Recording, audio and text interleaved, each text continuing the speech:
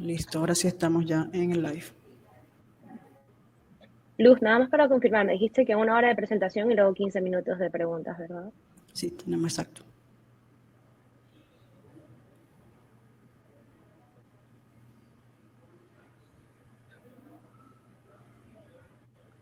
Bueno, vamos a dar.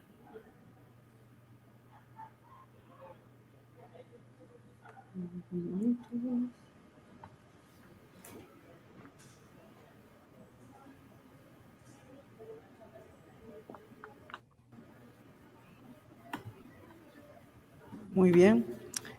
Vamos a dar inicio a esta primera conferencia de educación del año 2023. Para nosotros en la Secretaría Nacional de Ciencia, Tecnología e Innovación, es un placer contar en esta ocasión con la participación de la doctora Naima Habana. Ella estará conversándonos hoy sobre educación especial y técnicas para apoyar a estudiantes con discapacidad. Así que voy a dejarlos en estos momentos con la doctora María Heller, que va a conversarnos un poco sobre nuestra ponente el día de hoy. Bueno, bienvenidos a todos. Sí, como dijo Luz, empezamos con las conferencias del año y hoy tenemos la alegría de tener una panameña que va a estar conversando con nosotros. Naima Habana es licenciada en Educación de la Universidad de Florida, de Florida State University. Luego hizo una área en currículum e instrucción enfocada en temas de autismo y más tarde siguió en ese tema de educación especial, hizo un doctorado en Pennsylvania State University y también enfocado en educación especial. Trabaja como profesora asistente de la Universidad de Niagara y ha trabajado y sigue trabajando en temas de investigación que tienen que ver con lenguaje, autismo, cultura. Así que, bueno, es una alegría poderla escuchar esta tarde y compartir con ella, que nos comparta un poco su experiencia en un tema que a todos seguramente los que están asistiendo a esta charla los convoca y los conmueve. Así que esperamos que aprender mucho en la tarde de hoy y le cedemos la palabra a nuestra invitada. Muchísimas gracias por acompañarnos. Hola, muchas gracias por la presentación. Voy a comenzar aquí la presentación. Bueno, muchas gracias, buenas tardes a todos. Gracias por estar aquí con nosotros para aprender un poquito más acerca de cómo apoyar a los estudiantes con discapacidad con los que me imagino que todos trabajan o quieren trabajar o tienen algo de experiencia. Sé que tenemos una variedad de personas en esta presentación, ya sea maestros, profesores, quizás algunos padres, así que voy a tratar de hablar y dar ejemplos que se apliquen a diferentes grupos y a diferentes eh, ya sea en base de cuál es tu capacidad, cuál es su capacidad en trabajar con las personas con discapacidad. Así que, como me presentó la doctora María, yo soy Naima Habana, yo soy una profesora de educación especial y temas de conducta en Niagara University, eso está en Nueva York, pero soy panameña, tengo ya creo que 13 años viviendo aquí en Estados Unidos. Y mis investigaciones, enseño y hago investigaciones en el tema de apoyar a estudiantes con discapacidad, más que nada enfocándome en cómo se puede apoyar a las familias. Y aquí en Estados Unidos trabajo con familias americanas y también con familias latinas. Y ayudo a las familias que hablan español y una de mis metas es hacer lo que estoy haciendo hoy, difundir y dar información de cómo se puede apoyar a personas con discapacidad, cómo se puede incluir a las personas con discapacidad en la sociedad en español, porque como sabemos no hay tantos apoyos, eh, no hay tantos, ¿cómo se dice? Libros y webinars de ese estilo en nuestro idioma. Así que eso es algo que me gusta bastante hacer. Esta es la agenda que tengo para hoy. Primero voy a hacer una breve introducción a la discapacidad, la educación especial y los derechos de las personas con discapacidad. Luego vamos a hablar un poquito acerca del proceso de implementación de diferentes estrategias. Voy a hablar de 5 pasos que normalmente utilizo para implementar las estrategias. Luego vamos a hablar de 5 estrategias específicas. No quiero dar muchas, no quiero dar muy poquitas, pero creo que esas 5 son las 5 favoritas que se pueden aplicar, como ya dije, ya sea padre, ya sea maestro, ya sea director de un colegio, todos se pueden implementar de diferentes maneras. Luego voy a hablar brevemente de la colaboración e inclusión con familias, de cómo se puede trabajar con las familias.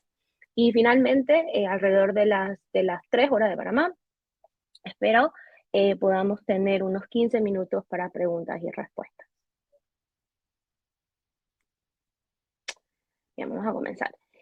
¿Qué son las discapacidades? Brevemente, las discapacidades son cuando tenemos una habilidad diferente. Habitualmente la vemos como limitaciones, aunque no siempre se ven como limitaciones, y ya sea en el área física, cognitiva o emocional. Discapacidades físicas, una persona en silla de ruedas, una persona que no puede caminar, una persona que le puede faltar un brazo. Cognitivas, usualmente personas que tienen un coeficiente intelectual menor de 70, es lo que le llamamos una discapacidad cognitiva. Y emocional es más amplia, personas que pueden tener una ansiedad, bipolar, esquizofrenia. Así. Estas discapacidades pueden afectar a la persona para llevar a cabo una o varias actividades de la vida diaria, ya sea comunicarse, si tienen una discapacidad que le afecta la comunicación, trabajar cuando estamos más grandes, cuando ya llegamos a esa edad, y en general aprender. La mayoría de estas discapacidades, con excepción de las discapacidades físicas, hacen que aprender nos cueste más. Necesitamos un apoyo. No significa que no podamos aprender, sino que aprendemos de diferentes maneras. Y varía, la manera en que estas discapacidades nos afectan varían, ya sean si las discapacidades son congénitas o adquiridas. O congénitas son si nacemos con ellas, si son genéticas, o adquiridas, ya sea porque tuvimos una enfermedad, una fiebre muy alta cuando estábamos chiquitos, si tuvimos un accidente de carro. Hay muchas maneras de adquirir estas discapacidades. Cuando yo enseño acerca de esto en mis clases para personas que quieren ser maestros, siempre le digo que esto es algo que uno tiene que tener muy, muy presente, porque el grupo de discapacidad, el grupo de personas con discapacidad, es el único grupo que nosotros podemos, y que todos en algún momento, ya cuando lleguemos a la vejez, podemos ser parte de este grupo, ¿verdad? Ya sea que tenemos un accidente, ya sea que por la edad nos hacemos mayores, se nos hace más difícil escuchar, se nos hace más difícil caminar. Entonces tenemos que ver esto no solo como un tema que afecta a otros, esto es un tema que nos puede afectar a todos en nuestro momento. Otras cualidades que pueden afectar la capacidad de una persona en la discapacidad se basa en la gravedad y la duración de la discapacidad. Hay discapacidades que son más graves o que afectan más a una persona y que duran toda la vida. Hay discapacidades que te pueden durar un tiempo más menor, ¿verdad? Te pueden durar unos meses, unas semanas. Si te caes y te rompes el pie y te tienen que poner un yeso en el pie, entonces ahí dura menos esa pequeña discapacidad física que una discapacidad que tú naces con ella y tienes que vivir toda tu vida. También nosotros vemos discapacidades diferentes, ya sea si la discapacidad es visible o invisible. Una discapacidad visible es una que podemos ver que la persona tiene síndrome de Down. Podemos ver que esa persona está en una silla de ruedas. A esas personas usualmente las tratamos diferente. La sociedad en general tratamos a esas personas diferente porque podemos ver esa discapacidad. En otro lado, las personas que tienen discapacidades que son invisibles, y estas son discapacidades muchas veces que no vemos a primera instancia. Autismo es una discapacidad invisible que no se puede ver. Cosas como ansiedad, depresión, esas también son discapacidades que afectan no solo a las personas mayores, también a los niños, y no podemos ver con facilidad. Igualmente las discapacidades de aprendizaje, dislexia, disgrafia, discálcula, todas esas son discapacidades que afectan a una persona, pero no las podemos ver. Entonces, por eso muchas veces las ignoramos o creemos en muchas sociedades que no son de verdad, que no es algo que en verdad exista. Entonces, por eso las tratamos y las manejamos de una manera diferente. Y algo que me gusta recalcar bastante es que las discapacidades no definen a una persona, sino muchas personas lo ven como una parte de su identidad. Esto es un movimiento que está generando tracción mucho en Estados Unidos y en otros países, en que las personas ven su discapacidad como una parte de su identidad y que tiene que ser aceptada y que se tiene que ser respetada como tal. Esto lo veo mucho cuando trabajo con personas en otros países, no solo en Estados Unidos, pero en Panamá lo he visto también cuando una persona está en una silla de ruedas o cuando una persona tiene muletas o una persona tiene una discapacidad visible. Muchas veces se le trata como menos, se le trata como que necesita ayuda o como he visto hasta que lo tratan a veces como un niño cuando es una persona mayor, ¿verdad? Entonces hay que tener esto en consideración, que la discapacidad no afecta a una persona, sino que es parte de quién esa persona es. Si una persona es ciega, esa persona aprende a vivir su vida con esa discapacidad y es capaz de hacer muchas cosas que nosotros podemos hacer a su manera, con sus adecuaciones y con su tecnología y con sus requerimientos. ¿Por qué es importante apoyar a los estudiantes con discapacidad? Hay muchas maneras y hay muchas razones por las que es importante incluir y apoyar a los estudiantes con discapacidad. La primera es los derechos que tenemos todos como seres humanos a la igualdad de oportunidades. También fomentar la inclusión, no solo en un salón de clases, sino en la sociedad. La inclusión es muy importante. Sabemos que incluir a los estudiantes con o sin discapacidad, todo, de diferentes razas, de diferentes credos, de la inclusión en general, mejora el aprendizaje y el bienestar de nosotros como personas y como sociedad. Y finalmente, la razón por la que muchas veces terminamos incluyendo a las personas con discapacidad es por el cumplimiento de la ley. Está en la mayoría de los países, ya en las leyes ratificado que las personas con discapacidad que pueden estar en los salones de clases con otros estudiantes sin discapacidad, se debe hacer, se le debe proveer las adecuaciones y las acomodaciones necesarias para que esos niños puedan estar en el salón de clases con sus compañeros sin discapacidad. Los estudiantes con discapacidades a menudo también tienen muchas habilidades y fortalezas únicas que pueden ser muy valiosas para ellos mismos y para la sociedad en general. Por ejemplo, sé que siempre hay videos que me manda mi mamá, me mandan otras personas de personas con autismo que tienen habilidades artísticas increíbles. También hace poco estaba hablando con mi cuñada que me estaba contando que trabaja con un niño que tiene una memoria fotográfica increíble. Y eso es común, eso no siempre pasa, pero tenemos que encontrar esas fortalezas, porque esas son las fortalezas que nos ayudan luego a incluir a esa persona de una manera en que no se le vea como menos, sino que se utilizan esas fortalezas para adecuar la educación de una manera que podemos crear un ambiente que favorece a ese estudiante, ¿verdad? Si el estudiante tiene una discapacidad visual, obviamente, vamos a proveer más cosas que el estudiante pueda escuchar, que pueda tocar. Si el estudiante tiene una muy buena memoria fotográfica, le vamos a dar más apoyos visuales. Y utilizamos esas fortalezas para adecuar la educación de una manera que funcione mejor para el estudiante. Para los educadores y la sociedad en general es muy importante que aceptemos a las personas con discapacidad en una manera que nosotros valoramos y podamos promover las fortalezas y el potencial que tienen ellos. También incluir en los programas, ya sea de atención temprana, de estimulación temprana, de transición, para ayudar a las personas con discapacidad cuando ya son mayores a tener trabajos, utilizar esas fortalezas y esas habilidades para fomentar un ambiente que celebre esa diversidad y la inclusión de esas personas.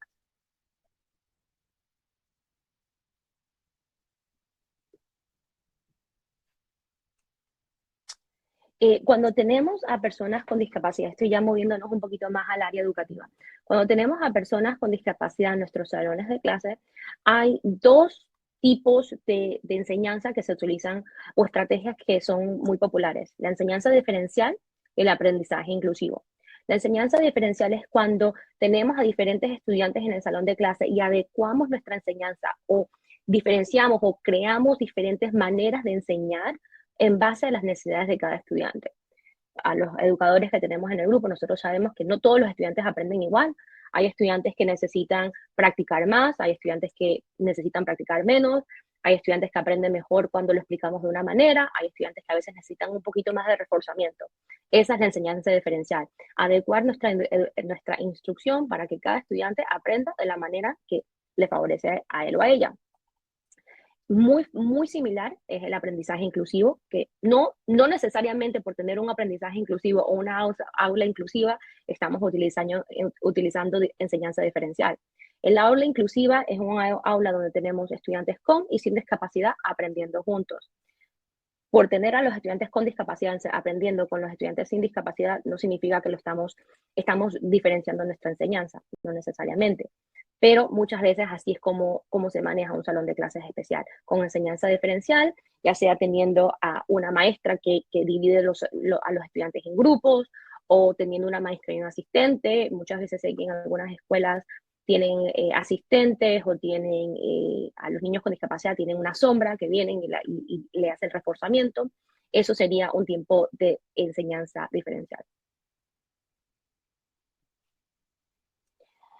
Bien, ahora vamos a hablar de las estrategias en sí. Yo tengo 5 pasos que yo utilizo para identificar la enseñanza que le quiero hacer al estudiante, lo que quiero trabajar con el estudiante y cómo lo puedo hacer. Estos son los 5 pasos y voy a explicar los 5 pasos un poquito más en breve, pero estos son los 5 pasos. El primero es identificar las metas, el segundo es seleccionar la intervención que vamos a utilizar, el tercero es implementar la intervención, y cuando hablemos de esas intervenciones voy a hablar de las 5 intervenciones específicas que tengo para esta charla. Luego vamos a tomar los datos del estudiante, de cómo está funcionando la intervención, y finalmente vamos a compartir la información que hemos recopilado. Vamos a comenzar con el primer paso, que es identificar las metas. Nosotros bien sabemos que cuando trabajamos con estudiantes con discapacidad, muchas veces hay muchas cosas que queremos trabajar. Hay muchas cosas, hay problemas de conducta, hay problemas de aprendizaje, hay necesidades sociales, hay necesidades de ayuda personal, de que el niño quizás no sabe ir al baño solo, o que necesita ayuda a veces abrochándose los botones, y trabajas con niños que tienen discapacidades motrices. Entonces, a veces es difícil saber por dónde empezar. Y yo siempre lo que recomiendo es comenzar con lo que se le llama las conductas fundamentales. Esas son las conductas que van a ayudar a la persona o al niño, en este caso, a ser más independiente. En mi caso, una de las cosas que yo siempre comienzo a trabajar, porque yo trabajo con niños con autismo, es la comunicación. Si podemos hacer que el niño se comunique sus necesidades, cuando tiene que ir al baño, cuando tiene que comer, cuando tiene hambre, ya podemos de ahí trabajar otras cosas que son un poquito igual fundamentales, pero quizás no son tan importantes. Primero es la comunicación, ¿verdad? Si tenemos un niño que tiene una discapacidad del aprendizaje, o una persona que tiene una discapacidad del aprendizaje, ahí a mí lo que me gusta trabajar, una conducta fundamental sería aprender a leer y escribir. Cuando uno sabe leer y escribir, uno ya puede hacer un montón de otras cosas, uno puede aprender más, uno puede hacer las otras clases, uno puede vivir una vida más independiente. Entonces, esos son por donde yo empiezo. Depende de la discapacidad del niño, saber y de las necesidades específicas de esa persona y de la validez social de esa conducta, saber, por ahí yo comienzo. La validez social es la necesidad de esa conducta o de esa tarea en la sociedad. ¿A qué me refiero con eso? Cuando tenemos una discapacidad de aprendizaje, o cuando tenemos una discapacidad conductual, la validez social es saber si otros niños o otras personas de esa misma edad, nosotros esperamos lo mismo de esa persona. Muchas veces lo que yo veo en mi salón de clases, lo que pasaba, o que veía que otras maestras querían hacer con mis estudiantes que tenían discapacidad, es que los niños estuvieran sentados todo el tiempo, ¿verdad? Pero no podemos esperar que un niño de 3, 4 años esté sentado 2, 3 horas sin poder pararse. Eso no tiene validez social, porque nosotros podemos a veces quedarnos sentados tanto tiempo como estamos en un simposio o como estamos en alguna cosa. Para mí me es muy difícil. Entonces, si no esperamos lo mismo de otros niños o de otras personas, no debemos esperar eso de una persona con discapacidad. ¿Okay?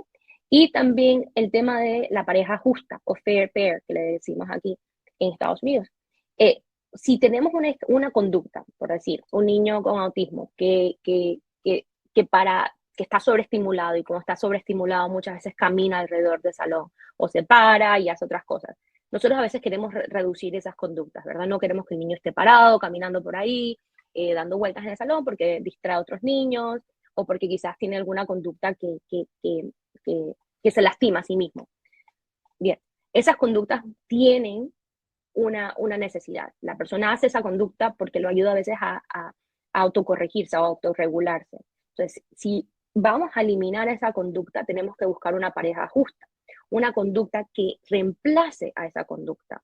Si vamos a eliminar la manera en que el niño ahorita se está autorregulando porque no es sana o no es una conducta que podamos aceptar en el salón de clase, entonces, ¿qué otra conducta le vamos a dar o qué otra alternativa le vamos a dar a la persona para que pueda autorregularse? Entonces, tenemos que buscar esas conductas que hacen el fair play, ¿verdad? Si vamos a eliminar una conducta, ¿qué le vamos a dar de reemplazo? Y finalmente, algo que voy a hablar durante esta charla es que hay una diferencia entre saber que algo está funcionando y creer que algo está funcionando. Muchas veces cuando implementamos estas estrategias lo decimos, bueno, sí, yo creo que está funcionando, lo veo que el niño se está portando mejor.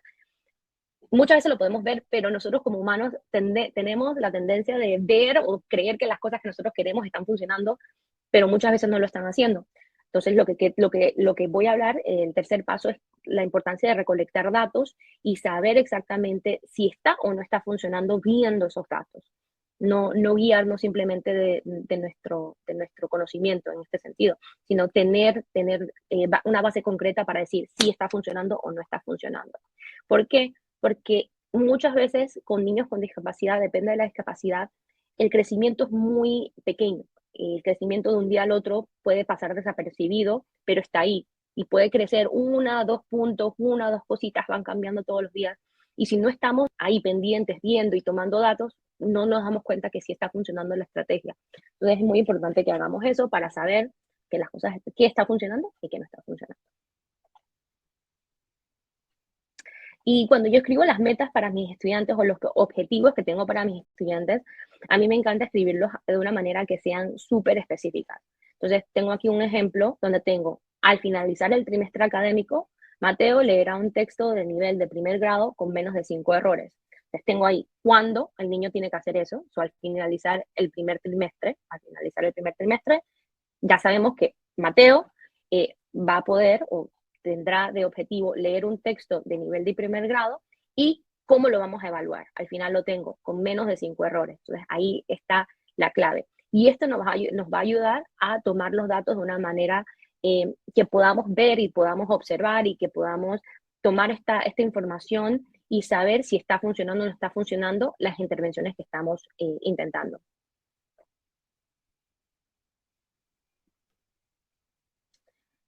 Ok, listo. Y ahora vamos a hablar del segundo paso, que es seleccionar la intervención. Este es el paso aquí un poquito más largo porque tengo diferentes intervenciones que les voy a comentar para que los puedan intentar implementar con sus estudiantes, con sus hijos, con quien sea que ustedes estén trabajando en estos momentos. Y como ustedes ya sabrán, hay muchísimas intervenciones que se pueden utilizar y creo que todos los días salen más y todos los días hay más en internet y vemos y que se puede intentar esto y se puede intentar lo otro. Y puede ser muy abrumador ver tantas intervenciones y pensar, puedo estar intentando hacer esto, puedo estar haciendo lo otro, si intento esto hoy, quizás mañana hago esta otra cosa. Y eso puede confundir al niño y puede abrumarnos a nosotros de una manera que luego no queramos intentar nada. O si estamos trabajando con otras maestras, o lo que me pasaba a mí, que yo trabajaba con maestras de educación general, que a veces decían, es demasiado, no puedo hacer tantas cosas a la vez. Lo que yo sugiero es empezar con 1 o 2 a la semana. Esto nos da tiempo a nosotros de saber si la intervención está funcionando, al niño a aceptar o a acostumbrarse a la intervención, y nos da tiempo para ver si funciona o no. Lo que yo sugiero es que no le demos a un niño un buffet donde intentamos 5 cosas diferentes y luego no sabemos qué funciona o qué no funciona. ¿Por qué? Porque ahí le estamos dando a la persona o al niño más de lo que necesita, más de los apoyos que necesita. Entonces, quitar esos apoyos puede ser más difícil a la bajada que implementarlos a la misma vez. Entonces, intentar 1 o 2 a la semana, ver cómo nos va, es ideal en este caso. Todas las conductas del ser humano están relacionadas al contexto. Y esta es una gráfica básica de cómo diferentes antecedentes o diferentes cosas que nos pasan a nosotros en la vida son las que ocasionan nuestras conductas y las conductas crean consecuencias que así nosotros hacemos la conducta más o menos. Por decir, nosotros sabemos, cuando estamos chiquitos, un antecedente es nosotros decirle a nuestros papás que tenemos hambre, ¿verdad? Nosotros si le decimos a nuestros papás que tenemos hambre, lo más probable es que nuestros papás nos den comida y la consecuencia es que tengamos la barriga llena y ya sabemos que si le decimos a nuestros papás que tenemos hambre, nos van a dar comida. Cuando los niños están muy, muy chiquitos, ellos aprenden y todavía no tienen ese vocabulario, ellos aprenden que si lloran, ese es el antecedente que indica al padre que necesita comida, esa es la conducta, entonces la consecuencia es que el niño llora de nuevo para que le den la comida. Asimismo, los niños todos los niños, todos los humanos, nosotros sabemos que si hacemos una cosa, ocasiona una conducta, y esa conducta, la consecuencia hace que aumentemos, o sea, la consecuencia hace que hagamos ese antecedente más o menos, ¿okay? La conducta más o menos, perdón. En este caso, como dije yo, para los niños con discapacidad, tenemos que tener muy en presente, estar muy conscientes de los antecedentes. ¿Por qué? Porque a veces los antecedentes no nos damos cuenta que los estamos haciendo. Y no nos damos cuenta de que los antecedentes pueden estar causando que una conducta que no queremos ver ¿cómo se dice? Está haciendo que el niño se haga la conducta más que menos. No sé si me estoy explicando, pero ahorita me voy a explicar. Tenemos diferentes tipos de intervenciones que voy a hablar hoy, pero voy a enfocar en las intervenciones antecedentes. Tenemos intervenciones antecedentes, tenemos intervenciones que se hacen durante la conducta y tenemos intervenciones que se hacen después de la conducta. No hay una que sea mejor que la otra. Hay diferentes momentos que hacemos diferentes intervenciones, ¿verdad? Pero hoy me voy a enfocar en las estrategias antecedentes o en las intervenciones antecedentes. Estas son intervenciones que nosotros podemos hacer antes que el niño tenga esa conducta que nosotros no queremos ver o esa conducta que queremos disminuir para evitar que el niño o la persona, si es una persona mayor con una discapacidad, haga esa conducta o tenga esa conducta, ¿verdad? Algunos de los beneficios de las estrategias antecedentes es que el foco de estas estrategias es que está en la prevención, está en evitar que la persona haga esa conducta. Eso libera un poquito el estrés, nos baja un poquito el estrés a los maestros y a los padres porque ya tenemos cosas, tenemos algunos sistemas en lugar para evitar que el niño tenga esas conductas. Y también nos enfocamos más en conductas positivas que en las negativas. Y eso también ayuda bastante a la autoestima del niño y nos ayuda a nosotros a bajar un poquito el estrés. Las estrategias antecedentes también son más flexibles porque podemos hacer algunas cositas antes y podemos mover y podemos tener un poquito más de flexibilidad de cómo las hacemos y con qué las hacemos y los materiales. También es relacionado a la intervención temprana, porque como dije antes, el foco está en la prevención. Y también nos da a nosotros como profesionales más oportunidades de evitar que el niño tenga esa conducta que no queremos ver. ¿Por qué? Porque podemos intervenir antes de la conducta y luego si la intervención antecedente no está funcionando, podemos tener otra intervención durante la conducta y también, si esto tampoco aún no es suficiente, podemos tener otra intervención después de la conducta. Entonces tenemos como 3 chances para poder intervenir, para evitar que el niño tenga esa conducta y ayudar al niño a aprender otras conductas que pueden ser más positivas. Estas son las 5 estrategias específicas de las que voy a hablar hoy. La primera es precorregir, la segunda es una secuencia de probabilidad alta, la tercera es opciones de aprendizaje, la cuarta es la regla de la abuelita y la quinta es modificaciones del entorno. Puede ser que ya algunos de ustedes estén familiarizados con algunas de estas estrategias, puede que algunos no, pueden que sean totalmente nuevas. Si ya las conocen, espero que esto sea un buen recorderis. Y si no las conocen, espero que les sean beneficiosas. La primera que vamos a hablar es precorregir. Y precorregir es una de mis favoritas porque simplemente es recordarle a los niños o a los estudiantes, darle un aviso, un recordatorio de las expectativas del comportamiento justo antes de las actividades que pueden causar estos problemas. Y tengo varios ejemplos aquí para ustedes.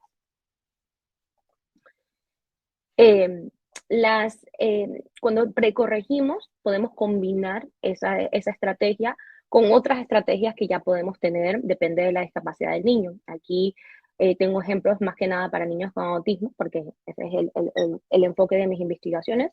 pero para niños con autismo usualmente utilizamos horarios establecidos, cosas como historias sociales, calendarios, horarios visuales y alarmas. Entonces, con precorregir podemos combinar esto y guiar al niño para que tome buenas decisiones al momento que le toque actuar. Y aquí tengo un ejemplo de precorregir.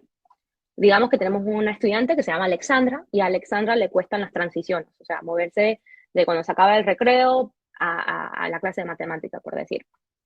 Antes de que se acabe el recreo, la maestra le recuerda que en 5 minutos vamos a comenzar la clase de matemática. Se le recuerdan las expectativas de transición. Decimos, mira, cuando se acaba el recreo, tienes que guardar la lonchera, tenemos que agarrar la lonchera, ponerla en el salón y nos tenemos que sentar en nuestro pupitre y comenzar el trabajo. O sea, Alexandra sigue jugando, sigue haciendo lo que quiere hacer. Cuando faltan 3 minutos, se le recuerda, acuérdate que faltan 3 minutos, acuérdate que faltan 2 minutos, acuérdate que ya en 1 minuto ya termina lo que estás haciendo, que ya en 1 minuto vamos a regresar al salón y vamos a comenzar la clase de matemática. Cuando se acaba el tiempo, se les recuerda a todos los estudiantes, y eso se puede hacer, no se tiene que hacer específicamente para el niño con discapacidad, eso se puede hacer para todo el salón de clase, que también igual fomenta la inclusión, porque no estamos haciéndolo solo para la persona que tiene discapacidad, ¿verdad? Lo estamos haciendo para todos los niños. Y así les recordamos a todos cuáles son las expectativas y cómo se deben comportar. O sea, ahí les recordamos varias veces y tenemos varias oportunidades para que el niño sepa cómo se debe comportar. ¿Por qué funciona esta? Porque muchas veces para los niños con diferentes discapacidades, ya sea un déficit atencional, un autismo, una discapacidad de comportamiento, a veces a ellos les es difícil entender el tiempo. El tiempo es muy abstracto. Entonces nosotros dándole esos cues, como le decimos en inglés, o esas guías, nosotros le estamos recordando cuáles son las expectativas, y eso los ayuda a ellos a regularizarse y en su cabeza saber, ok, falta poquito. Ahora nos vamos a hablar de la segunda estrategia, que es secuencia de probabilidad alta. Y esta una amiga mía siempre dice que le parece que es magia, por la manera en que funciona, pero sí funciona. Una persona, para esta estrategia, una persona, ya sea en este caso el profesional o el padre, hace una serie de 3 a 5 solicitudes a las que es muy probable que el niño o el estudiante acceda. Seguidamente, directamente después de esas 3, se hace una solicitud de probabilidad baja de cumplimiento. Esta estrategia se utiliza justo antes de las actividades problemáticas, por eso es una estrategia antecedente. Se hace en sucesión rápida, o sea, 10 segundos o menos, seguido inmediatamente por un elogio específico. Decirle exactamente, me encanta cómo hiciste eso, me encanta cómo te amarraste los zapatos, cómo te bañaste, lo que sea que el niño está haciendo. Y requiere algo que podamos observar. No puede ser algo que el niño esté haciendo en su cabeza o que no podamos observar. Es uno de los videos que usualmente utilizo en mi clase. No lo tengo aquí porque está en inglés. No tengo muchos videos en español, tengo que hacerlo. Tengo un video de una mamá que le dice al niño, ok, párate, ponte los zapatos, ponte, no, ¿cómo era? Párate, tócate la cabeza, tócate la nariz, salta 5 veces en el lugar. Ok, ahora vete a bañar, porque el niño no se quería ir a bañar. Entonces la mamá le hizo 3 solicitudes de probabilidad alta, ¿verdad? Tócate la nariz, tócate la cabeza, salta, antes de hacerle una solicitud de probabilidad baja, que es la de vete a bañar, para que el niño estuviera más listo para irse a bañar. Las 3 o 5 de la secuencia que sea de probabilidad alta son las que utilizamos que tienen un cumplimiento mayor al 80%. O sea, ¿qué significa esto? Que cuando en otras ocasiones le pedimos al niño que lo haga, más del 80% de las veces que se lo pedimos, el niño lo hace. Y seguido de esas 3 o 5 de probabilidad alta, hacemos una solicitud de probabilidad baja, que es cuando es una conducta que el niño tenga cumplimiento inferior al 50%, o sea que menos del 50% de las veces que le pedimos al niño que haga eso, el niño no lo quiere hacer independientemente. Aquí también tengo otro ejemplo, este es ya para una clase, que estamos trabajando una clase y que tenemos una clase que tenga quizás un par de niños que no les guste sentarse en una alfombra. O sea, en mi salón de clase y en algunos salones de clase de niños chiquitos tenemos alfombras para que los niños se sienten y trabajen y leamos juntos. Entonces aquí el ejemplo es que la maestra dice, con bastante entusiasmo, necesito que todo el mundo se ponga de pie y se ponga de pie. Todos los niños se ponen de pie, eso es fácil, ¿verdad? Esa es probabilidad alta. Luego la seguimos con otra de probabilidad alta, que le decimos a los niños, la maestra le dice a los niños que comiencen a marchar. Y los niños comienzan a marchar en su lugar. ¿Sí? Luego, otra de probabilidad alta, es que la maestra le dice, ok, ahora comiencen a marchar y toquen sus tambores. Todos los niños están tocando los tambores y están todos ahí emocionados.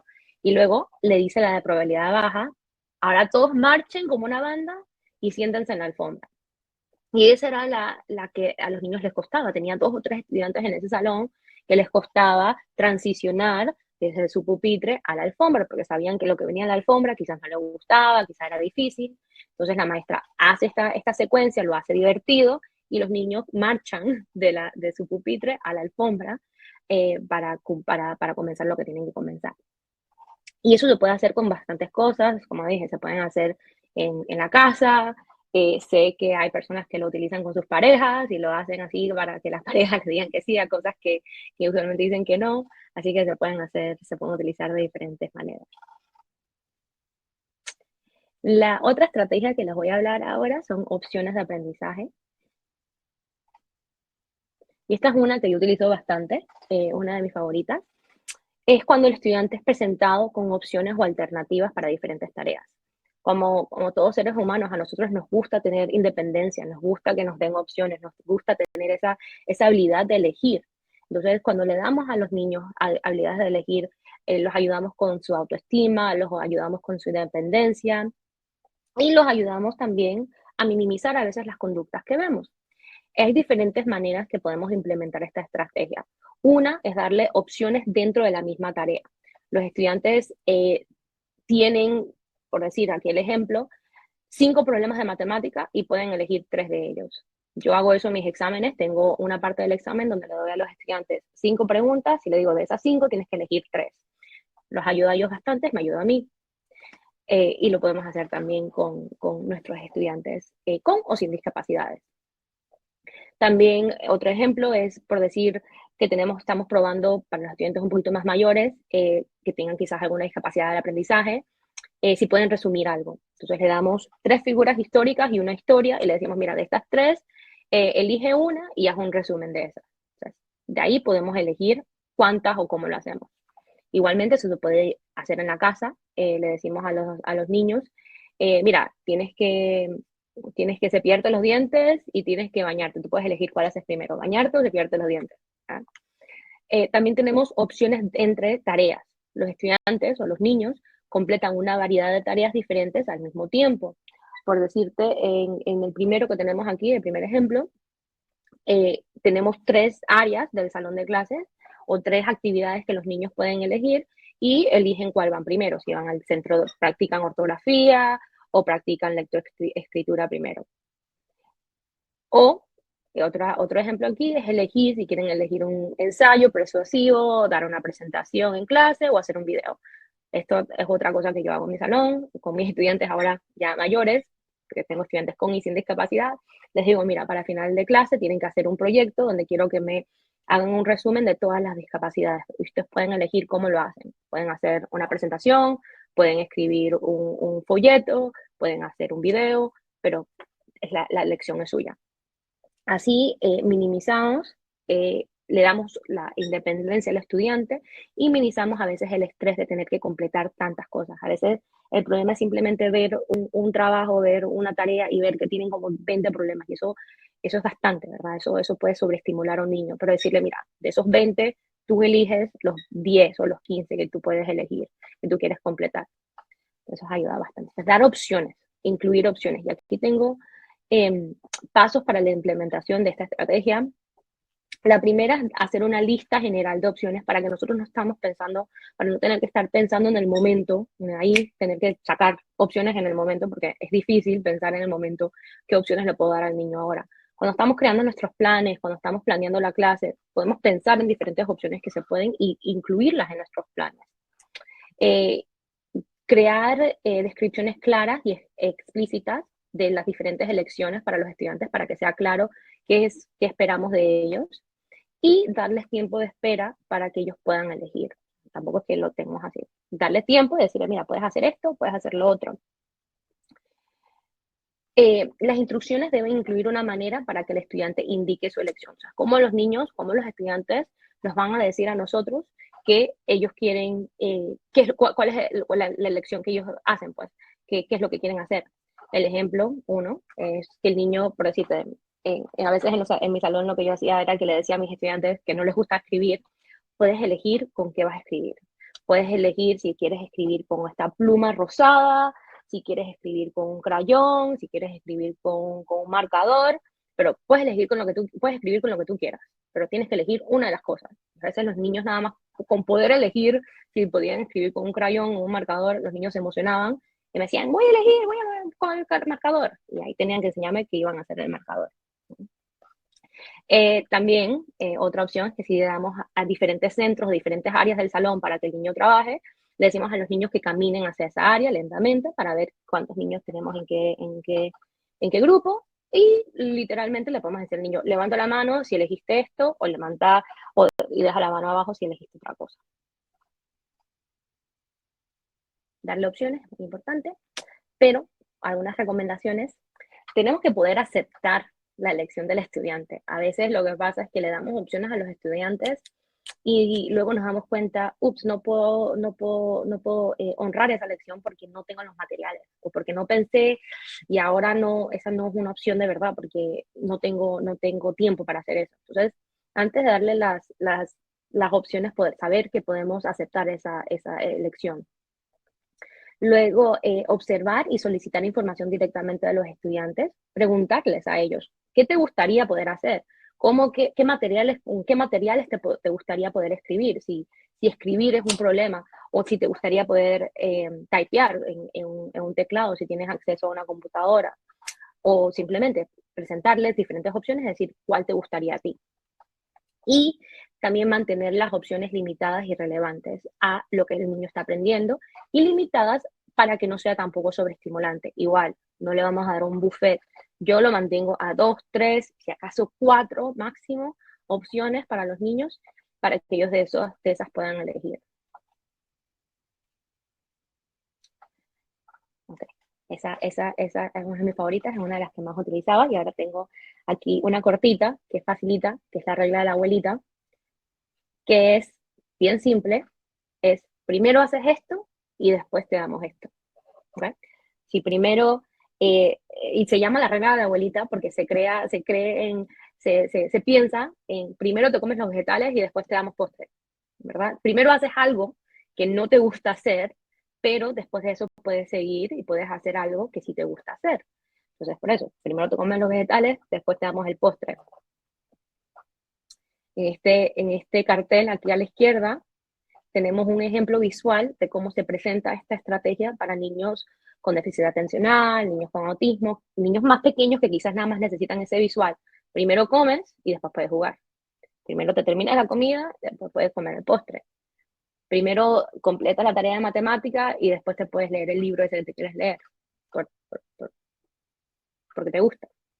Primero limpias tu cuarto y después sales a jugar. Por eso se llama la regla de la abuelita, ¿verdad? Porque siempre la abuelita nos dice, primero tienes que hacer esto y después puedes hacer lo otro. Entonces, esa es una facilita que podemos meter en diferentes cosas. Cuando el niño está en la escuela, si no quiere hacer algo, primero haces esto y después puedes hacer lo otro.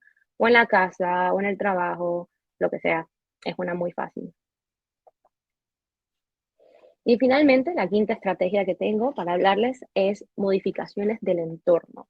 Y esta es bien amplia, esta puede ser bastantes cosas. Pero básicamente es crear un ambiente, un entorno en nuestro salón de clases que sea inclusivo y que sea adecuado a las necesidades de la persona y del niño. Si tenemos un niño en una silla de ruedas, ¿cómo se va a manejar esa silla de ruedas para que simplemente ir a la escuela no sea un problema?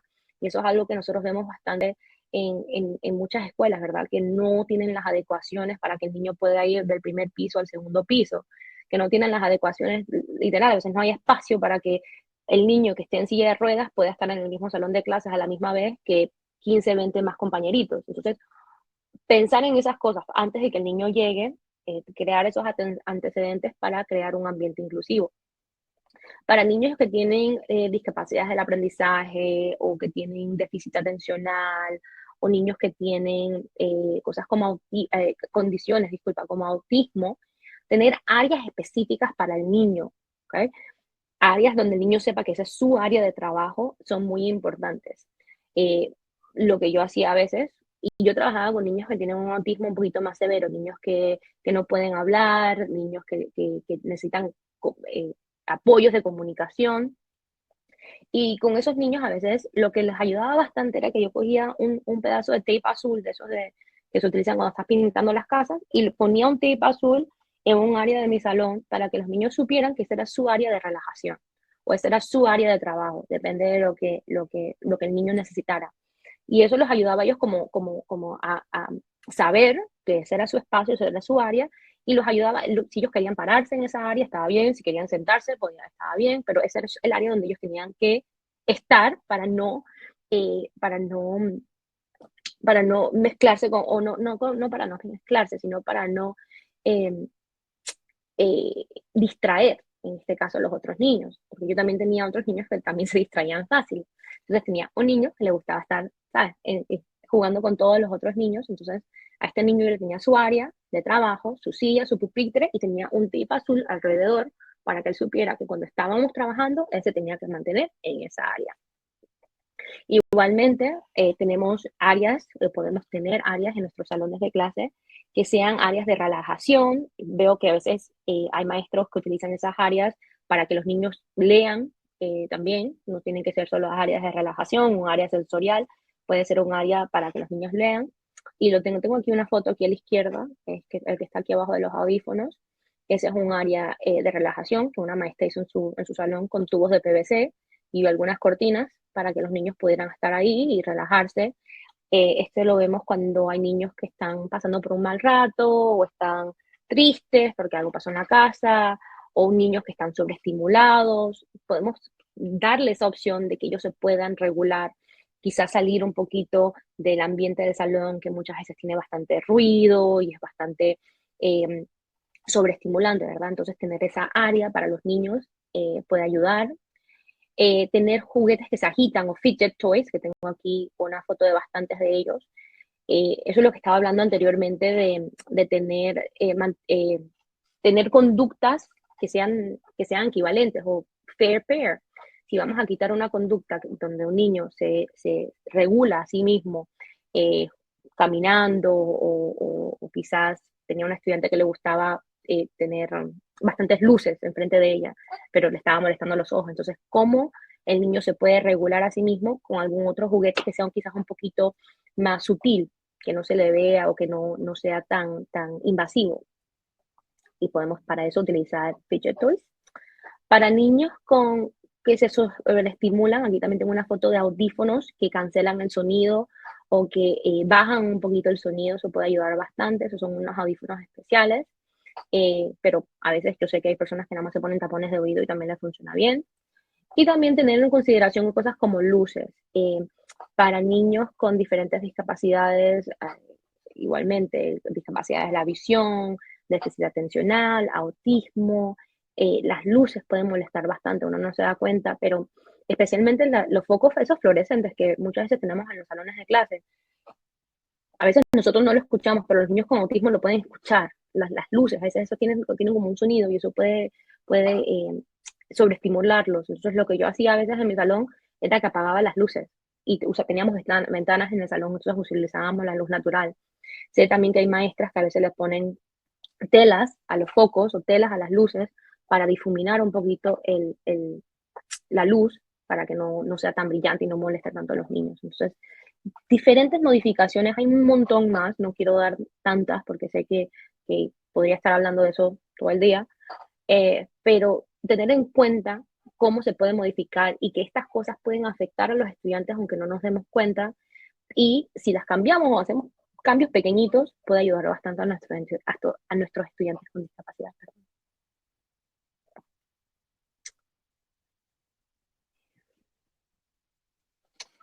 Ok, entonces el tercer paso, ya habíamos hablado del primer paso, que es establecer las estrategias, establecer los objetivos. El segundo paso era seleccionar la intervención y ahora el tercer paso, vamos a implementar la intervención. Cuando vamos a implementar las intervenciones, antes de comenzar, nosotros mismos tenemos que pensar, ¿quién va a implementar la intervención? ¿Vamos a hacer nosotros? ¿Vamos a hacerlo en casa? ¿Vamos a hacerlo en la escuela? Y si se va a hacer en casa o en la escuela, tiene que haber comunicación entre los padres y los maestros, tanto como sea posible. Sé que a veces es más fácil, a veces es más difícil, depende de la maestra y de los padres, de los maestros y de los padres. Pero saber y explicarle a los padres qué vamos a estar haciendo, o explicarle a la maestra, si nosotros somos los padres, qué es lo que vamos a estar haciendo, para que, por decir, si el niño se le está evitando hacer alguna conducta en casa, no dejarlo hacer esa conducta en la escuela, ¿verdad? Porque luego, o viceversa, porque luego no va a funcionar tan bien si en casa no se le está dejando comer, por decir, algún chocolate, ¿verdad? Porque el azúcar le está molestando al niño, ¿verdad? O el niño tiene diabetes y no puede comer el chocolate. Entonces, ¿cómo se va a hacer esa comunicación para que esa conducta no sea afectada, no se vea afectada en otros entornos? Cómo vamos a comunicarnos, quién va a implementar, quién va a recopilar los datos de cómo está funcionando o no funcionando la intervención, qué materiales vamos a necesitar antes de comenzar, si vamos a crear un calendario visual, si vamos a crear una historia social, si vamos a enseñarles, si vamos a dar opciones, ¿okay? Y tenemos una tarea donde que el niño puede hacer cinco problemas de 10. ¿Cuántos materiales vamos a necesitar? ¿Quién va a imprimir las cosas?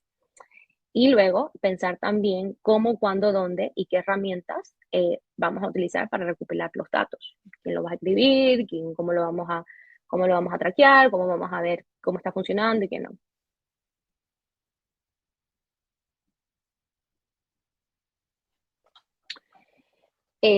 Las intervenciones que he estado hablando hoy son bastante trabajo, como ustedes ya saben. Algunas, como la regla de la abuelita, pueden ser más fáciles, pero si es un niño que necesita más apoyo visual, que no simplemente puede guiarse cuando uno lo está diciendo, o sea, necesita algo como más concreto, eso es trabajo, ¿verdad? Estos días estaba hablando con una compañera de, ok, sí, hay que buscarlo en internet, hay que buscar las imágenes, hay que montarlo en un cartoncillo, hay que imprimirlo. Para los que trabajamos con niños con discapacidades más severas, a veces lo laminamos para que dure más tiempo, porque si no, no dura tanto tiempo. El niño viene y te lo rompe. Entonces, como todo eso es bastante trabajo. Pero hay que verlo como que estamos adelantando una gran parte del trabajo. O sea, una vez que lo hacemos una o dos veces, ya eliminamos a veces la necesidad o reducimos el tiempo que a veces perdemos en nuestros salones manejando esas conductas o diciéndole al niño que se siente o diciéndole a los niños y que bueno, ahora vamos a hacer tal cosa. O sea, adelantamos mucha parte de ese trabajo para, para, para los niños, para evitar que luego esto sea un problema que vaya creciendo, ¿verdad? Cuando vamos a implementar esta intervención, hay que preparar a los estudiantes y hay que decirles que va a haber cambios. Hasta ahora quizás el niño está acostumbrado a que, bueno, se acaba el recreo y voy al salón de tal maestra. Pero si vamos a darle al niño opciones, o si vamos a hacer otra cosa donde hay más tiempo de transición, o vamos a darle el tiempo al niño 5 minutos de transición entre el recreo y la próxima materia, entonces hay que preparar al niño para que el niño sepa, ok, todos los otros niños van a ir a tal salón, pero tú o este grupo pequeño de niños tiene 5 minutos más para, para, para hacer tal cosa. Pueden ser para regularse, para ir al baño, para hacer alguna otra cosa que necesiten. Pero cualquier cambio hay que preparar a los niños y decirles, ok, esto es lo que va a pasar y así es como vamos a cambiar. Y sé que muchas de estas cosas son difíciles porque somos las únicas personas o los únicos maestros en nuestros salones de clase. A veces no tenemos suficiente ayuda. Entonces, en este caso, tanto como sea posible, intentar conseguir ayuda de otros maestros, si el niño tiene otros maestros, si tiene un maestro de educación física, si tiene un maestro de música, si de alguna manera hay algún asistente que tenemos en el salón de clases, o si hay algún padre de familia que a veces aquí en Estados Unidos es muy popular que los padres sean voluntarios en los salones de clase, o tener asistentes, pero en Panamá no es tan popular. Así que, ¿cómo podemos nosotros hacer para tener estas estrategias, implementar estas estrategias en base a lo que funciona con nuestros estudiantes en nuestros salones, con nuestras limitaciones. No todo va a ser posible, no todo nos va a funcionar, y algunas cosas van a ser más difíciles que otras. Entonces, pensar cuáles serían posibles y cómo se podrían implementar en base a lo que nosotros tenemos. Y a veces pensar un poquito diferente. Quizás hay otros estudiantes que nos pueden ayudar.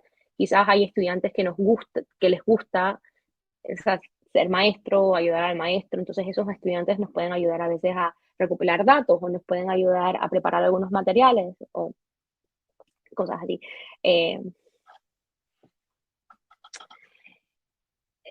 Entonces ya hemos implementado la intervención, ya tenemos todos nuestros materiales listos, ya sabemos que vamos a comenzar. Entonces el próximo paso es recolectar los datos. Y como dije al principio de la presentación, este es el paso, que nos ayuda a saber y diferenciar entre la intervención está funcionando y sabemos que está funcionando, a creemos que la intervención está funcionando o pensamos que la intervención está funcionando. Nos da ese aspecto concreto, ¿verdad? Nosotros recolectamos datos para documentar las necesidades del estudiante, o sea, el funcionamiento actual, qué es lo que el estudiante puede hacer ahora, antes de que implementemos cualquier intervención, y luego ver, cuando implementamos la intervención, la efectividad de esa intervención y el impacto de nuestra enseñanza. Como dije también al principio, los niños con discapacidad, los estudiantes con discapacidad, muchas veces el crecimiento de ellos es muy pequeño y a veces no nos damos cuenta que están aprendiendo o que está funcionando porque demora o porque es muy, muy sutil. Entonces, recolectar estos datos nos ayuda a ver esa diferencia y ver que el niño está aprendiendo. Recolectamos datos también para guiar nuestras futuras intervenciones y nuestras instrucciones. Puede ser que la estrategia que estamos intentando enseñarle al niño a leer y escribir y estamos utilizando alguna estrategia que no está funcionando. Entonces podemos cambiar en base a los datos que estamos viendo. Continuar y evaluar continuamente nuestro programa, nuestra enseñanza, y para rendición de cuentas, ya sea con nuestros directores, nuestros otros maestros, con nuestros supervisores y con los padres de familia. Esto también, la rendición de cuentas, nos ayuda a minimizar el sesgo. Y esto es un tema que mencioné al principio, el sesgo de confirmación, que es nuestra tendencia como seres humanos, que lo hacemos todos nosotros, de buscar evidencia o interpretar evidencia de una manera que apoye a lo que nosotros creemos. Y todos hacemos esto. Nosotros vemos la información y si apoya lo que nosotros creemos, ¿verdad? Lo seguimos, lo decimos, sí, mira, esto confirma lo que ya yo sabía. Sí, esto funciona. Pero es alguna tendencia humana, a veces no es así. Entonces, por eso cuando recolectamos los datos, podemos ver si estamos haciendo esto, si estamos básicamente confirmando lo que nosotros creemos o si la data nos dice algo diferente. Cuando estamos haciendo este paso de recolectar datos, otra cosa adicional que se puede hacer, que a mí me gusta hacer bastante, es graficar la data o graficar los datos. Y esto se puede hacer facilito en Excel o en Google. Se pone la información y pones aquí tengo la base o la línea base de los niños, este niño que teníamos, lo que estaba haciendo antes, el número de peleas que tenía el niño en el día. Luego aquí es cuando implementamos la intervención y aquí cómo estaba funcionando la intervención. Y aquí esta gráfica nos dice en una foto, en menos de 1000 palabras, cómo el niño le estaba yendo antes de la intervención y después de la intervención. Entonces, esto nos ayuda bastante a saber si la intervención está funcionando. Nos ayuda a enseñarle a veces a los padres de familia, mira que sí, tu hijo puede aprender, mira, sí, tu hijo, mira, aquí tengo la evidencia, tengo la evidencia concreta que te enseña, que puedes ver que esto está funcionando. A mí me gusta bastante graficar esto más que nada para enseñar y para compartir la información con otras personas que puede que no tengan esa experiencia o que no crean que el niño puede aprender o que la intervención está funcionando. Y para nosotros mismos. A mí me encanta poder hacer esto y ver, sí, lo hice, lo estoy haciendo bien. Y a veces con los niños, dependiendo de la edad de los niños, hasta lo puedes enseñar a los niños y enseñarles, mira, sabes que comenzamos a hacer este juego o comenzamos a hacer tal cosa y mira cómo te está yendo. Mira, tú mismo puedes ver que antes estabas peleando más con tus amiguitos y ahora, después que comenzaste no sé, a nivelarte o a jugar, a tener algún juguete especial o algo, no sé qué, lo que sea que estamos utilizando, estás peleando menos con tus amiguitos. Entonces a veces eso ayuda bastante eh, a los niños también, a motivarlos a seguir haciendo lo que están haciendo. Y finalmente, el quinto paso es compartir la información. Muy importante compartir los resultados de nuestras intervenciones con las partes interesadas, los maestros, los terapeutas, los asistentes, los padres, si hay otros familiares que están cuidando al niño, la abuelita, el abuelito, los tíos, compartirlo con todos para que ellos sepan qué estamos haciendo y cómo está funcionando. Y si el niño puede, también compartirlo con el estudiante para que el estudiante mismo sepa, estás aprendiendo, te está yendo bien, no solo cosas conductuales, sino cosas académicas. Muy importante compartir todo eso. Y finalmente tengo este slide de estrategias de apoyo para la familia. No voy a hablar tanto de eso porque no nos queda tanto tiempo ya, pero es muy, muy importante cuando estamos trabajando con niños con discapacidad, mantener a la familia involucrada, mantener a la familia informada, educar a la familia. Muchas veces todavía en muchas culturas, lo veo aquí en Estados Unidos también todavía, tener a una persona con discapacidad o un niño con discapacidad en nuestra familia es un tabú. No se habla, no se dice, nos falta bastante en ese tema porque por diferentes creencias que tenemos. Entonces, educar a la familia que, mira, no es que esto sea algo malo, sino es que es algo que necesita un poquito más de apoyo. Y si le das el apoyo necesario a tu hijo desde temprano, puedes ayudar a tu hijo o a tu hija a mejorar su conducta, a mejorar su capacidad para que sea más independiente en el futuro. Entonces, darle ese apoyo a la familia, ser bastante paciente con las familias y saber que no es solo un apoyo educativo, sino también se va a necesitar darle un apoyo emocional a la familia. Porque tener una persona con discapacidad, un hijo con discapacidad en la familia, es algo que emocionalmente es difícil, particularmente en sociedades a veces como las nuestras, donde no se tienen los apoyos. Estos días estaba hablando con una familia de México, con una familia mexicana que viven en México y que el niño tiene parálisis cerebral y no les pueden dar ni una silla para el niño y la familia como sea consiguió la plata y se estaban trayendo una silla de Estados Unidos y luego en la aduana le dijeron que no, tienes que pagar $100 más de impuestos para pasar la silla por aduana. Entonces la familia dijo, chuso, para colmo que no nos ayudan, el gobierno no nos ayuda, no, lo hace peor, pues.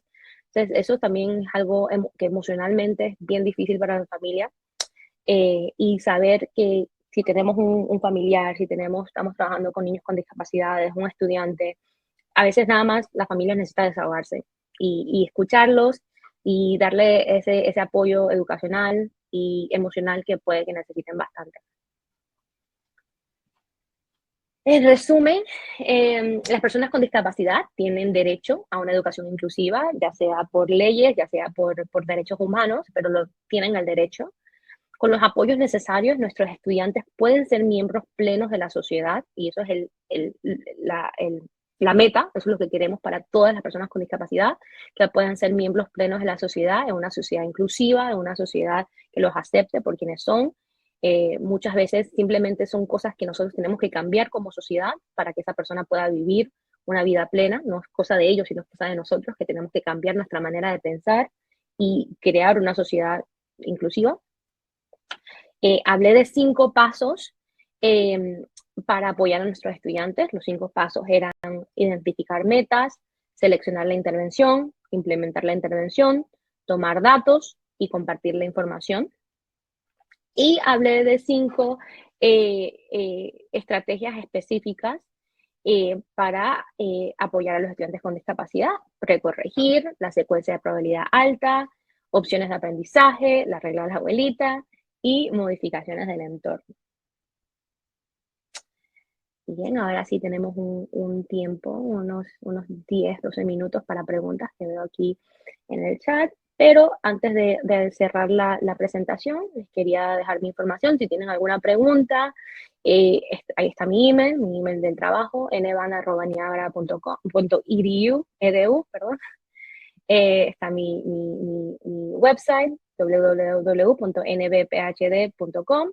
Y también tengo una página de Instagram donde posteo cosas en español y en inglés, y una página de Twitter también donde posteo cosas en español y en inglés. Así que un gusto hablarles y aquí estamos.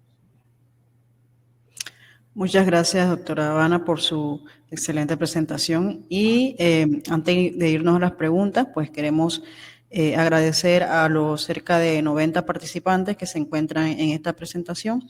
Tenemos aquí, nos comentan algunos amigos de UDELAS, de Colón, tenemos UDELAS Coclé, tenemos aquí también algunos participantes de la Universidad de Panamá, sede de Azuero. Así que muchas gracias por participar. Todavía pueden enviar sus preguntas en el chat. La vamos a estar recopilando para que la doctora Habana pueda apoyarles con la respuesta. Entonces, la primera pregunta que tenemos por aquí es de parte de una madre, una mamá que nos dice que su hija tiene un síndrome y dentro de ese síndrome tiene varias patologías como el autismo. Y ella quisiera saber pregunta, ¿cómo puedo hacer para ayudarla a enfocarse a escribir o a leer, ya que el año pasado hizo retroceso en la escuela? Escribir y me dijo escribir y estoy viendo aquí también, y a leer. Esas son dos de las que son más difíciles para estudiantes con patologías, estudiantes con autismo, ya que leer y escribir, si uno se pone a pensar, uno que hace cuando uno está leyendo y escribiendo, uno ve líneas y uno tiene que entender que esas líneas tienen sonidos y que esos sonidos son palabras. Entonces, eso es bien, a veces bien abstracto y es difícil para, perdón, para los niños con autismo o discapacidades parecidas hacer esa conexión. Sí pueden aprender a leer, pueden aprender a escribir. Yo diría que una cosa que ayuda bastante es hacerlo bien divertido, hacerlo bien sensorial, depende de la edad del niño. A veces ayudarlos primeramente a escribir es agarrar, sea lo que sea, motricidad fina, ¿verdad? Entonces, ayudarlos a ¿cómo se dice? A liberar la mano, o sea, a coger crayones, coger masilla, cualquier cosa que ahí pueda ayudar bastante a soltar esa mano, ¿verdad? Ayudarlos a cortar, romper papel. También una de las cosas que nosotros comenzamos a hacer es, luego que el niño sabe escribir su nombre, a veces les enseñamos, dependiendo de la edad, a usar el teclado, porque sabemos y hemos visto que usar el teclado es más fácil porque no tienes que tener esa motricidad. Entonces los ayuda a ir aprendiendo, aprenden a usar el teclado, saben escribir, pero no les cuesta tanto. Entonces, como que los motiva un poquito más a escribir y a leer y a hacer esas cosas que les es difícil sin la parte que les es súper difícil. Y otra cosa que se puede hacer y que sugiero bastante que haga es leerle al niño, leerle libros y leer juntas, leer con la hija, la señora que estaba preguntando, leer con su hija bastantes libros que sean fáciles, enseñarle, poner el dedo abajo de las palabras, ir leyendo, enseñándole las palabras, y así el niño va escuchando, va aprendiendo, enseñándole al niño los diferentes sonidos que hacen las letras. Es bien importante decirle, mira, la letra A tiene el sonido A, la letra B, el sonido B, y entonces ir poniendo luego los sonidos juntos para que el niño vaya aprendiendo, ¿okay? Y haciendo esa conexión entre los sonidos, las palabras y las líneas que nosotros creamos para hacer letras. Porque como sabemos es bien abstracto, entonces es difícil, pero sí se puede cuando vamos haciendo esas conexiones.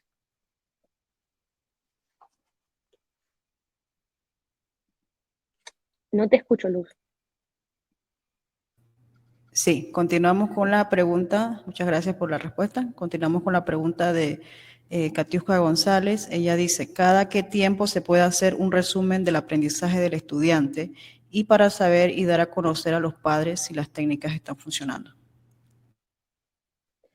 Esa es muy buena pregunta. Aquí yo lo hago cada vez que le damos al padre un boletín, pero también depende de qué tipo de metas son. Nosotros le damos al padre un resumen cada vez que le damos un boletín, pero yo también hablaba con los papás bastante seguido, les mandaba emails para que los padres supieran qué estábamos haciendo. pero oficialmente les daba a los padres el resumen cuando les damos un boletín cada 2-3 meses. Luego lo que hacíamos también era tener una reunión anual con los padres para darle como un resumen del año. O sea, esto es lo que pasó este año, así es como comenzó el niño, así es como terminó, y esto es lo que, si va al otro salón el próximo año, esto es lo que la maestra debería trabajar. Y si podía, muchas veces porque estábamos en la misma escuela podíamos, invitábamos a la maestra del próximo año para que ya supiera estas son las adecuaciones que el niño necesitaba. Muchas veces lo tenía todo por escrito, entonces se lo dábamos a la maestra para que para que esa transición fuera un poquito más fácil para el niño, para que no tuviera que comenzar desde cero de nuevo con una maestra nueva. Muy bien. El profesor por aquí, Mauricio Duque, nos pregunta, para niños con dificultad visual, ¿qué tipo de lupa o dispositivo podría ayudarle? Hay un montón, depende de la discapacidad visual del niño. Las discapacidades visuales depende de la intensidad de la ceguera del niño. Entonces hay diferentes, eso se trabaja mucho más con un oftalmólogo que conozca más al niño o con un terapeuta que nos pueda identificar qué adecuaciones son específicas para esa discapacidad visual. Esa no es mi área específica, pero es algo que yo colaboro con oftalmólogos o colaboro con profesionales de discapacidades visuales para eso, porque ellos son los que, depende de la intensidad de la discapacidad, te pueden decir qué tipo de sistemas. Lo bueno ahora que tenemos bastante es los celulares y las tablets. Si te vas al área de accesibilidad de los celulares y las tablets, ellos tienen una opción para una lupa o para poner todo más grande. Entonces, eso comienza a ayudar bastante. Se ha hecho más que nada para las personas mayores y para personas con algún tipo de discapacidad, pero ayuda bastante a los niños y con discapacidad visuales, porque no necesitas un equipo especial, sino que puedes ir al área de accesibilidad del celular o de la tablet y te hace todo más grande, y también hay otra opción donde te puede invertir los colores. Entonces, para algunas discapacidades que los colores les molestan o tienen como problemas de percepción de los colores, entonces pueden cambiar los colores, invertir los colores para que se vean más sobresalientes. Entonces, estas son cositas que depende de la discapacidad, se pueden probar.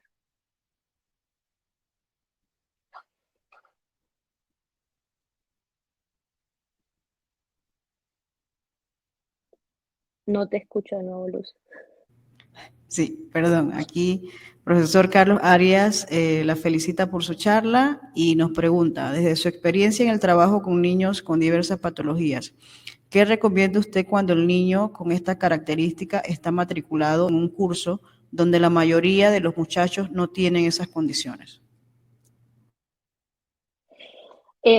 Hablarle primero a los otros niños. Yo creo que lo más importante es comenzar con educarnos todos y educar a los otros niños, porque si se tiene las adecuaciones, si se tiene los recursos, ese niño tiene todos los derechos de estar en ese salón o en ese curso con sus otros compañeros, si estamos hablando de una educación inclusiva. Entonces, educar primero a los otros niños, porque siempre está el tema del bullying, ¿verdad? Que si el niño es diferente, si el niño tiene alguna discapacidad, muchas veces se le trata diferente, se le trata mal. Entonces, primero comenzar, hay bastantes libros, hay diferentes recursos online ahora para enseñarle a los otros niños cómo tratar o cómo incluir y por qué los niños. Primero comenzar, si son niños chiquitos, a veces nada más que tienen curiosidad, no saben por qué ese niño es diferente, por qué ese niño habla así, por qué ese niño necesita una silla de ruedas. Y a veces esa es la base, la curiosidad. Entonces, comenzar con educar al niño, a los otros niños, y muchas veces educar a la maestra o al maestro, porque a veces nosotros no sabemos, nos falta esa educación, ¿verdad? Porque a veces cuando estamos yendo a una escuela para ser maestros, a veces no nos incluyen clases de cómo, o nos incluyen si acaso una o dos clases, de cómo acomodar o adecuar nuestra enseñanza a los niños con discapacidad. Entonces, buscar esos recursos para primero educar a los niños y educarnos nosotros mismos de cómo y qué tipo de adecuaciones necesitan los estudiantes. A veces necesitan más cosas, a veces no, y a veces necesitan adecuaciones al principio y luego se van acostumbrando y aprenden de los otros niños, de los niños sin discapacidad, y no necesitan tantas cosas, pues. Entonces, va a depender del niño, pero yo diría que esos serían los dos pasos más importantes. Educarnos nosotros y educar a los otros niños del salón de clase para que sea un aula verdaderamente inclusiva y que no haya bullying hacia el niño con discapacidad. Muchas gracias. Estamos ya casi sobre el tiempo, así que queremos agradecerle nuevamente a la doctora Naima Habana por concedernos este espacio para compartir con los padres, docentes también que veo que nos acompañan y con miembros también de otras instituciones que trabajan esta parte de la educación. Y por aquí pues mencionaron mucho que les gustó la charla, se sintieron identificados con la información que usted le compartió. Y bueno, para nosotros, una vez más, un placer haber contado con la participación de ustedes. Y bueno, la dejo con la doctora María para darle un cierre a este webinar, primer webinar de educación del año 2023.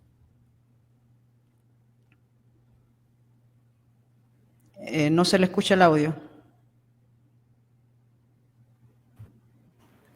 Digo que muchísimas gracias por la charla, que es una probadita de todo un poco, y veo en el chat, y me imagino que todo el mundo quiere seguir, no, pero esto, pero lo otro. Pero bueno, es lo que se puede en este tiempo. Así que muchísimas gracias, y para la audiencia también la profesora nos mostró sus redes. Quizá a través de las redes la pueden contactar y quizás hacerle preguntas más específicas, y quizá ella nos pueda ayudarlos de manera más específica. Viste que también el espectro es muy amplio, ¿no?, de posibilidades. Entonces no necesariamente, hasta el mismo autismo tiene todo un abanico de grados de profundidad, y no es lo mismo un niño con un tipo de situación que con otra. Así que es difícil dar respuestas que abarquen a todo.